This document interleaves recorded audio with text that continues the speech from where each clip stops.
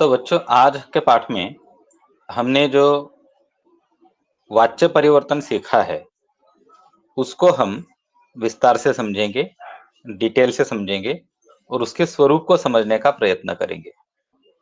देखिए बच्चों, आपको स्क्रीन पर दिख रहा है, आपको स्क्रीन पर क्या दिख रहा है?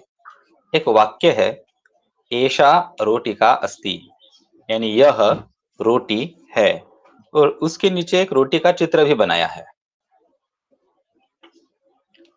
अब मुझे बताओ बच्चों, ये जो चित्र आपको सामने दिख रहा है, इस चित्र में क्या लिखा है? ऊपर ऊपर लिखा है रोटिका खाद्यते।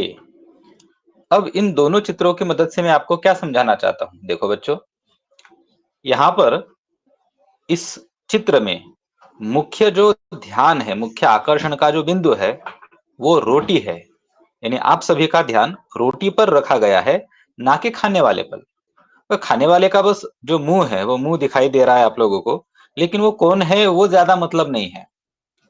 इस चित्र में पूरा का पूरा केंद्रित ध्यान जो है वो रोटी पर किया गया है। देखो, फिर से मैं पहले चित्र पर आता हूं। यह रोटी का ये रोटी है और रोटी खाई जाती है। अब हम जिस बारे में बात कर रहे हैं वह है रोटी। और जब हमने दूसरा वाक्य देखा तो दूसरे वाक्य में भी हमने रोटी पर ही अपनी वाक्य का जो हमारी भाषा बोलने का जो प्रवाह है उसको रोटी पर ही बरकरार रखा है। खाने वाला यहाँ पर ज्यादा महत्वपूर्ण नहीं था। और अगर हमने पूरा चित्र देखा, ये पूरा चित्र है, इस पूरे चित्र में आपको एक काले रंग में दूसरा वाक्य दिख रहा है। काले रंग में वाक्य क्या है? बालकः रोटिकाम खादति। अब बच्चों, यहाँ पर इन सभी चीजों से मैं आपको क्या समझाना चाहता हूं? देखो, इस चित्र को देखो।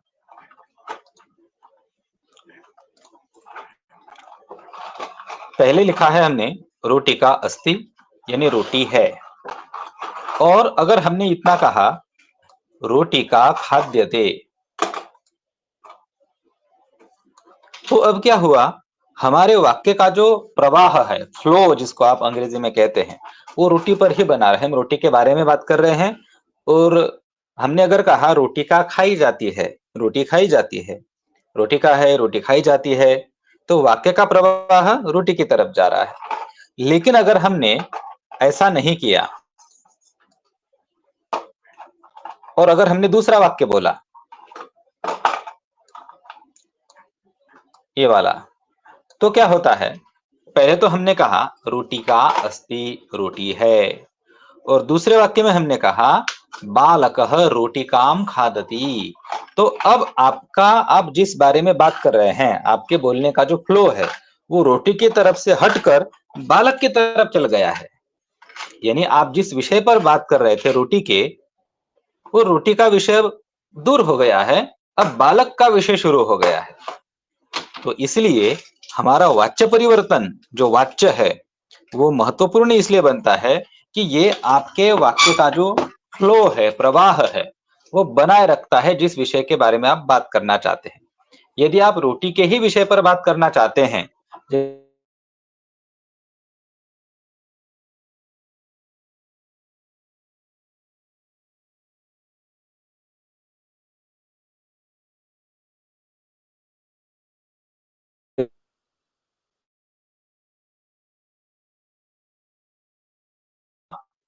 कि रोटी गेहूं से बनती है, रोटी गोल होती है, रोटी को तवे पर सेकते हैं और बालक रोटी खाता है। तो जैसे ही मैंने कहा बालक रोटी खाता है, तो इसका मतलब क्या हुआ कि अब रोटी का विषय बंद हो गया है और बालक का विषय शुरू हो गया। हाँ, बालक रोटी खाता है, कौन सा बालक, कहाँ रहने वाला बालक, इस तरह से। तो इसीलिए वाच्य परिवर्तन इसलिए महत्वपूर्ण होता है क्योंकि वो आपके वाक्य का जो प्रवाह है, वो जिस बात पर आप रखना चाहते हैं उसी पर वो रह जाता है। अब जब हमने कहा कि रोटी का खाद्य थे, तो इसमें रोटी को कौन खा रहा है ये ज्यादा इस पर हम ध्यान नहीं दे रहे हैं, वो इट्स लेस्ट इंपॉर्टेंट। बस हम रोटी के ही बारे में बात कर रहे हैं कि रोटी का उपयोग क्या है, तो रोटी का खाई जाती है। लेकिन जब हम बात करते हैं बालकः रोटिकाम खादति, ये वाला वाक्य, रोटी से हमारा ध्यान हटकर अब वो जो ध्यान है वो बालक की तरफ शिफ्ट हो गया है। तो ये महत्व है हमारे वाच्य परिवर्तन का, और इसको ध्यान में रखते हुए हम आगे बढ़ेंगे। देखो, वाच्य परिवर्तन, चेंज द वॉइस। अब इसी का दूसरा नाम प्रयोग भी होता है, मैं आपको आगे बढ़ाऊंगा। देखो बच्चों, वाच्य के प्रकार। वैसे तो आप लोगों ने अंग्रेजी में दो वाच्य पढ़े हैं, कर्तृवाच्य यानी एक्टिव वॉइस, और कर्मवाच्य यानी पैसिव वॉइस। यानी देखो, कर्तृवाच्य में आप लोगों को एक चित्र दिख रहा होगा, एक बालक है वो मार रहा है, वो करता है, ही इज अ सब्जेक्ट। और दूसरे वाक्य में देखो, आपका ध्यान मार खाने वाले बच्चे पर, नीचे जो बैठा है जमीन पर मार खा रहा है, तो मार खा रहा है वो कर्म है। तो जिस वाच्य में हमारा फोकस कर्ता पर होता है, सब्जेक्ट पर होता है, वो हमारा कर्तृवाच्य होता है। उसी को कर्तरी प्रयोग भी कहते हैं, अंग्रेजी में एक्टिव वॉइस कहा जाएगा। और जिस वाच्य में हमारा ध्यान कर्म पर होता है, यानी दूसरा चित्र देखो, दूसरे चित्र में नीचे बच्चा मार खा रहा है, तो वो कर्म है, ऑब्जेक्ट है। तो उस पर फोकस जिस वाच्य में होता है वो हमारा कर्मवाच्य होता है, जिसको कर्मणि प्रयोग भी कहा जाता है, अंग्रेजी में उसका नाम पैसिव वॉइस है। अब इन दोनों के बारे में आप लोगों ने अंग्रेजी में पढ़ा है, परंतु जब बात आती है संस्कृत भाषा की, तो संस्कृत में एक और वाच्य होता है, वो होता है भाववाच्य। भाववाच्य, इसको भावे प्रयोग भी कहा जाता है, इसको अंग्रेजी में नाम इम्पर्सनल वॉइस है। अब इसकी कंसेप्ट क्या थी, मैंने आप लोगों को बताया है कि जब आपके वाच्य में कोई कर्म होता ही नहीं है। अब देखो बच्चों, यहाँ पर ये जो बालक है ना, इसने ढेर सारा मार खाया, और मार खाने के बाद अब वो सो गया। अब वो कोई भी क्रिया नहीं कर रहा है, सोने की क्रिया कर रहा है, लेकिन उसमें कोई कर्म है नहीं।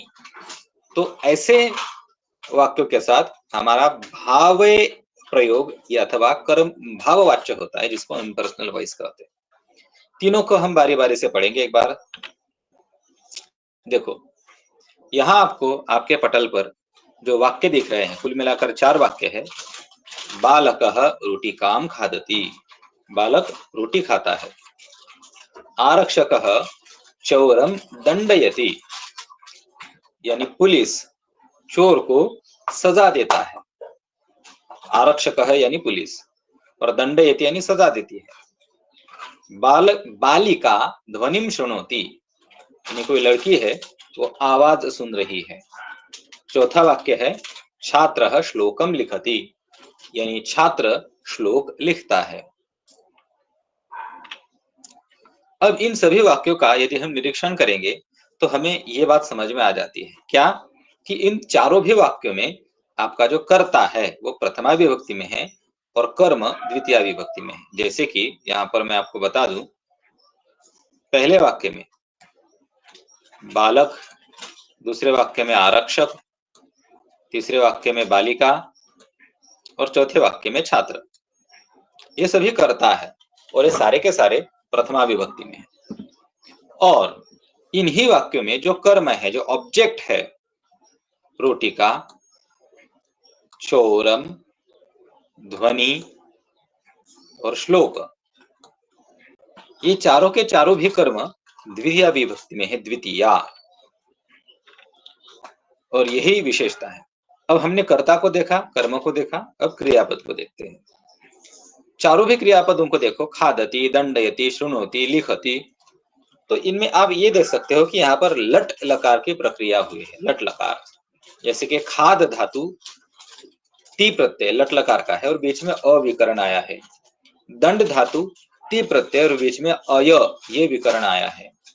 श्रुणोति में श्रु धातु है, ती ये प्रत्यय है हमारा लट लकार का, और णु ये विकरण आया है। लिख धातु है, ती प्रत्यय और बीच में अ ये विकरण आया है। तो ये जो प्रक्रिया आप लोग देख रहे हैं यहाँ पर, ये प्रक्रिया लट लकार की प्रक्रिया है। इसको समझने के लिए आप लोगों को लट लकार भली भांति समझना होता है। जिन छात्रों को लट लकार बहुत अच्छे से पता है, उन सभी को यह प्रक्रिया समझ में आ जाती है। तो कुल मिलाकर अगर देखा जाए तो हम कर्तृवाच्य का यही सूत्र बना सकते हैं कि कर्ता प्रथमा विभक्ति में होता है, कर्म द्वितीया विभक्ति में होता है, और जो क्रियापद बनता है वो कैसे बनता है, तो धातु, धातु के बाद विकरण लगता है, विकरण यानी वही अय, नु, य, और बाद में हमारा लकार प्रत्यय होता है। अब हम चलते हैं कर्मवाच्य की तरफ। कर्मवाच्य की क्या कहानी है देखते हैं। अब वे जो 4 वाक्य मैंने आप लोगों को दिखाए थे वही वाक्य यहाँ पर है, परंतु अब ये सारे के सारे वाक्य कर्मवाच्य में है। जैसे कि बालिकेन रोटिका न, बालकेन रोटिका खाद्यते, बालक के द्वारा रोटी खाई जाती है। आरक्षकेन चौरः दंड्यते, आरक्षक के द्वारा यानी पुलिस के द्वारा चोर दंडित किया जाता है। बालिकया ध्वनि ही श्रूयते, बालिका के द्वारा आवाज सुनी जाती है। छात्रेण श्लोकः लिख्यते, छात्र के द्वारा श्लोक लिखा जाता है। अब इनका निरीक्षण करो तो इनके निरीक्षण से हमें यह समझ में आता है कि इन सभी वाक्यों में हमारा कर्ता तृतीया विभक्ति में है। जैसे कि बालकेन तृतीया, आरक्षकेन ये भी तृतीया, बालिकया ये भी तृतीया विभक्ति है, और छात्रेण ये भी तृतीया विभक्ति है। और आपके इन सभी वाक्यों का जो कर्म है यानी ऑब्जेक्ट जिसको हम अंग्रेजी में कहते हैं, वो ऑब्जेक्ट वो कर्म प्रथमा विभक्ति में होता है। ध्यान रखिए, कर्तृवाच्य जब हमने पहले पढ़ा था तो उसमें आप लोगों के वाक्य का कर्ता यानी सब्जेक्ट प्रथमा में था, लेकिन कर्मवाच्य में ऑब्जेक्ट यानी कर्म प्रथमा विभक्ति में आ जाता है। जैसे कि रोटिका ये प्रथमा विभक्ति है, चौरः प्रथमा विभक्ति है, ध्वनि ही ये प्रथमा विभक्ति है, और श्लोक ये प्रथमा विभक्ति है। तो कर्ता की विभक्ति और कर्म की विभक्ति को आपको ध्यान में रखना है। और अब देखा जाए तो ये बहुत महत्वपूर्ण बात है, इन सभी के सभी वाक्यों में जो क्रियापद बना है उन सभी में एक चीज आपको देखने को मिलेगी कि हमारा मूल धातु, धातु के बाद आपको ये विकरण देखने को मिलता है, और अंत में ते यानी आत्मनेपद का प्रत्यय आप लोगों को देखने को मिल रहा है। तो बालकेन रोटिका खाद्यते, दंड्यते दंड्यते, श्रूयते श्रूयते, लिख्यते लिख्यते। यानी अगर हम देखें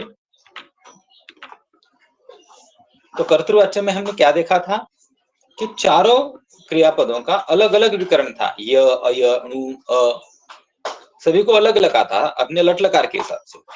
लेकिन जब हम कर्मवाच्य में आते हैं तो चाहे आप लोगों के वाक्य का क्रियापद का धातु वो किसी भी गण का हो, सभी को एक ही विकरण लगता है, वो है य। चलो ये बात तो मैंने आप लोगों को बता दी कि कर्म पद की प्रथमा विभक्ति है रोटिका खाद्यते। इन सभी में महत्वपूर्ण बात जो है वो यही है, एक मिनट बच्चों।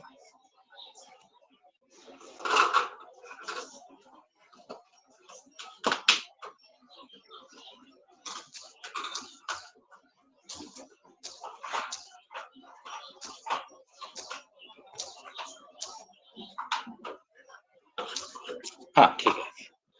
तो अब जब हम कर्मवाच्य की बात करते हैं तो आपके वाक्य का जो कर्ता है वो कर्ता की जरूरत भी नहीं होती है।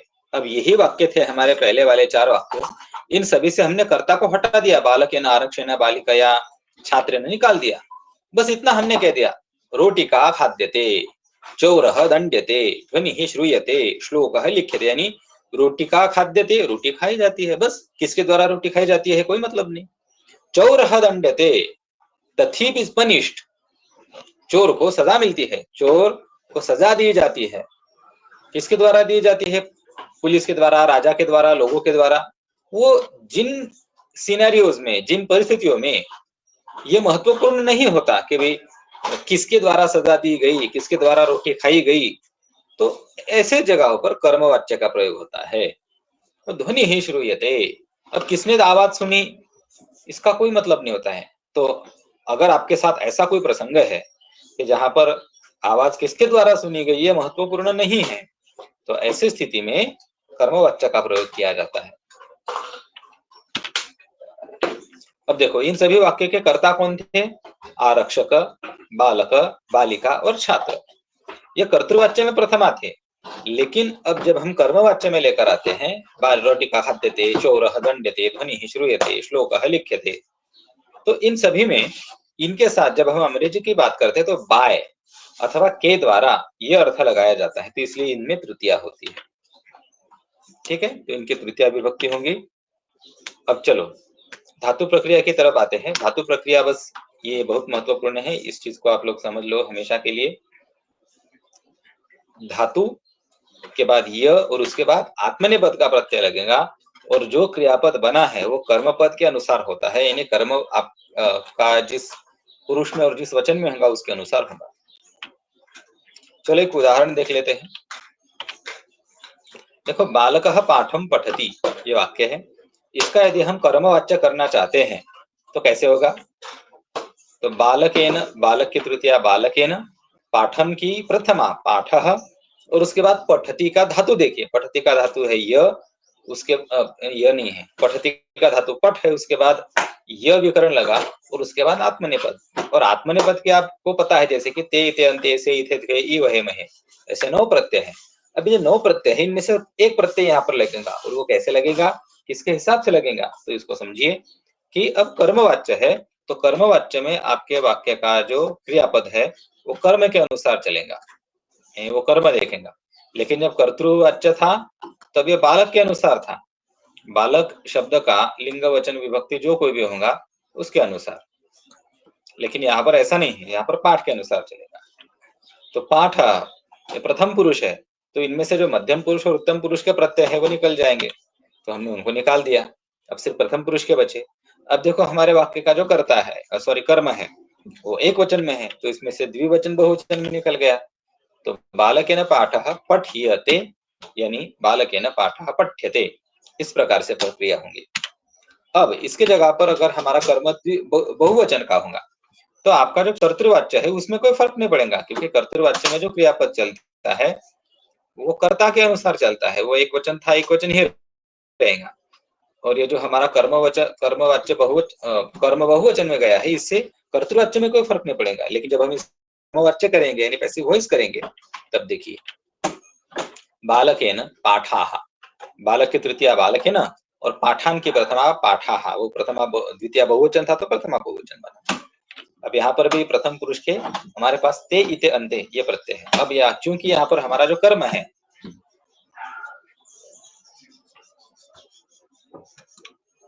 ये कर्म अभी बहुवचन का है, तो ये जो 3 प्रत्यय है हमारे पास, इन तीनों प्रत्ययों में से भी जो हमारा बहुवचन का है प्रत्यय आत्मनेपद का, वही यहाँ पर होगा, अंत्य वाला, ते यहाँ पर नहीं चलेगा। तो इसलिए बालकेन पाठाः पठ्यन्ते, यानी बालकेन पाठाः पठ्यन्ते, इस प्रकार का रूप हमें देखने को मिलता है।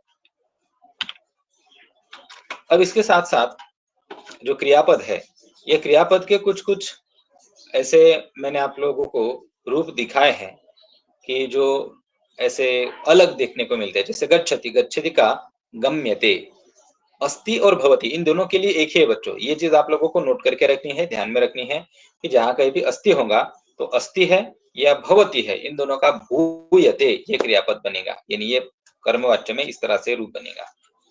नयति का नियते, कर्षति कृष्यते, जानाति ज्ञायते, क्रीणाति का क्रियते और पश्यति का दृश्यते, यानी आपको मूल धातु को लगाना है।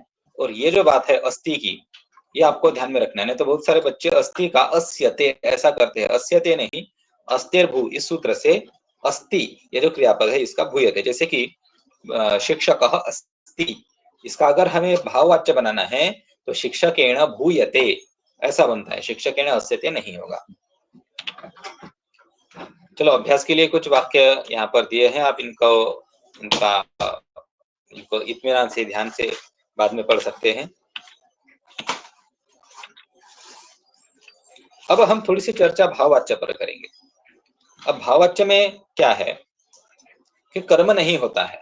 अब कर्म नहीं होता है तो आपके वाक्य का जो क्रियापद है वो हमेशा प्रथम पुरुष एक वचन में रहता है, यानी उसको हमेशा ते प्रत्यय लगता है, और कर्ता तृतीया में आ जाता है। जैसे कि यहाँ पर आप देख सकते हैं, बालकः हसति, बालकेन हस्यते, कुंभकर्णः शेते, कुंभकर्णेन शीयते, मुनयः यजन्ते, मुनिभिः इज्जते। अब यहाँ पर आप देख सकते हैं इज्जते के अंदर मुनयः ये शब्द बहुवचन में है, तो उसका भाववाच्य में भी तृतीया बहुवचन हुआ मुनि ही, लेकिन इज्जते एक वचन में ही रहा, वो मुनि भी ही इज्जन्ते ऐसा बहुवचन नहीं होगा। ठीक वैसी ही बात आप लोगों को दूसरे वाक्य में भी देखने को मिलेगी। दूसरा वाक्य क्या है, फलैहि पत्यते, यानी फलानि पतन्ति।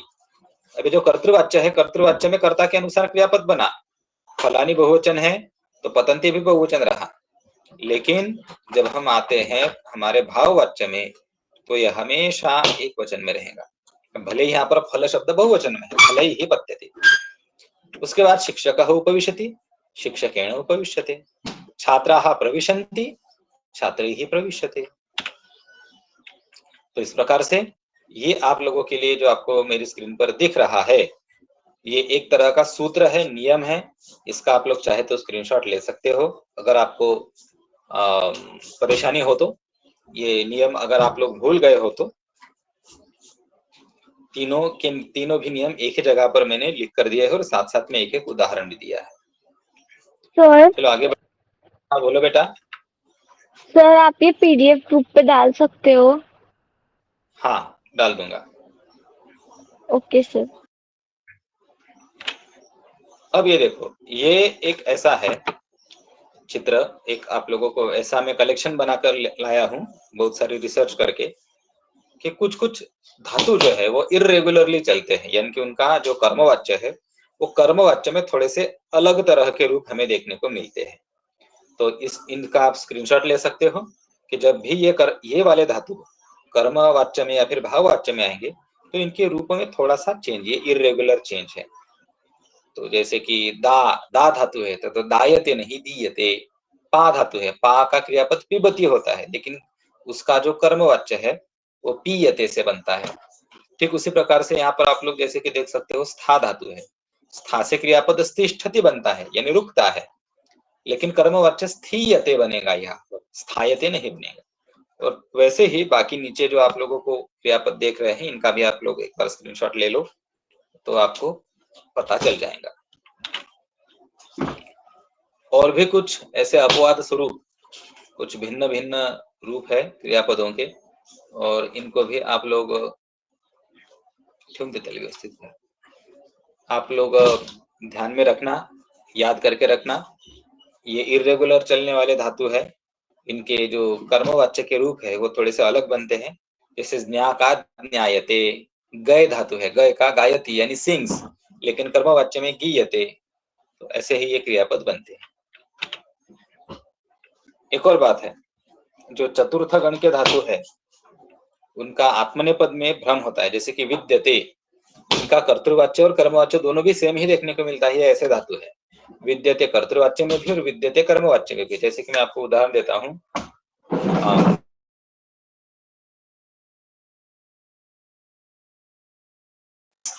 विद्यते का मतलब होता है एग्जिस्ट करना, तो गणेश विद्यते, Ganesh the lord Ganesh exist, और अगर इसका भाववाच्य करना है तो गणेशेन विद्यते, it is being existed by Ganesh, ऐसा कुछ बनेगा, गणेश के द्वारा अस्तित्व में रहा जाता है, ऐसा कुछ वाक्य बनेगा वो।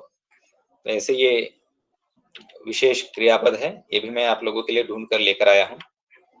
तो इस तरह से मैंने आप लोगों को कर्तवाच्य, कर्मवाच्य और भाववाच्य इन तीनों की समरी दी है। अगर आपको इस समरी में कोई डाउट है, कोई प्रश्न है तो आप लोग मुझे अभी पूछ सकते हैं।